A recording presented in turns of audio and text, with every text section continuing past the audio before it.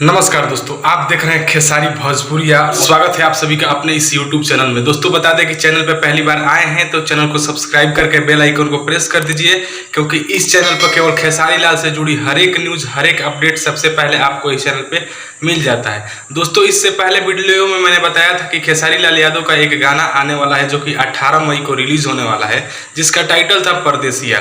उसमें आपको बताया था कि इस गीत को मतलब लिखे हैं विजय चौहान जी और म्यूजिक में है आर्या शर्मा जी और गाए हैं खेसारी लाल यादव और उनके साथ में है मतलब शिल्पी राज जी। लेकिन उनमें मतलब कि वहाँ पे आपको टाइम फिक्स नहीं किया गया था कि ये कब आ रहा है और कहाँ से आ रहा है, लेकिन इस वीडियो में मैं ये क्लियर कर दूंगा।